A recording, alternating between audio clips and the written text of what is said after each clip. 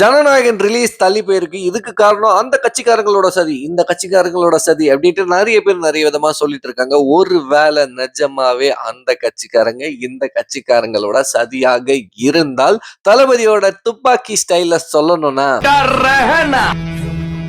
அந்த பாயா இருக்கணும் அப்படி சொல்லலாம். அப்படி இல்லனா இப்படி எடுத்துக்கலாம். சும்மாவே என் படத்துக்கு பிரச்சனை வரும். தளபதி நடிச்ச படங்களுக்கு பிரச்சனை வரலனா தான் அது அதிசயம். பிரச்சனை வந்தா அது அதிசயம் கிடையாது. அது நார்மல். ஏன்னா நெறைய பிரச்சனைகள தளபதி ஃபேனா நெறைய பேர் பார்த்திருப்பீங்க. லைக் பைரவாலருந்து, தலைவாலருந்து, கத்திலருந்து, துப்பாக்கிலருந்து, தெறியிலருந்து, மெர்சல்லருந்து, பிகில்லருந்து எல்லா படத்துக்கும் ஏதோ ஒரு வகையில ஏதோ ஒரு மாரி பிரச்சனை வந்துட்டு தான் இருக்கு. ஸோ நெறைய பேர் சொன்ன மாரி இன்னும் ஓப்பனா சொல்லணும்னா, இது எத்தன பிரச்சனை வேணா வரட்டும், என்ன வேணா நடக்கட்டும். ஆனா நடக்க போற சம்பவம் உறுதி அப்படின்ற மாரி சொல்லிக்கலாம்.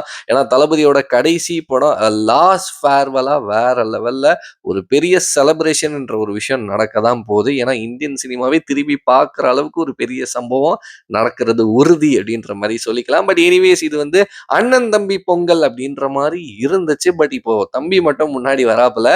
ஸோ பராசக்தி படமும் ஒரு நல்ல கண்டென்ட் ஓரியன்டா இருக்கக்கூடிய படம் மாதிரி தான் நிறைய விஷயங்களை பார்க்கும்போது நமக்கு தெரியுது. ஸோ இதை வந்து ஒரு கிளாஷா எடுத்துக்காம சரி ஓகே தம்பி முன்னாடி வராரு, அண்ணன் பின்னாடி மாசா என்ட்ரி கொடுக்குறாரு அப்படின்னு எடுத்துக்கிட்டு பராசக்தி படத்தையும் பார்ப்போம், பராசக்தி படத்தையும் சப்போர்ட் பண்ணுவோம். தளபதியோட என்ட்ரி, தளபதியோட கடைசி படமான ஜனநாயகன் படத்தையுமே வேற லெவல்ல வேற மாதிரி செலிப்ரேட் பண்ணுவோம் அப்படின்றதோட இந்த ஒரு வீடியோவை நான் முடிச்சுக்கிறேன். இதை பத்தி நீங்க என்ன நினைக்கிறீங்களோ மறக்காம கூட ஷேர் பண்ணிக்கோங்க. பாய்.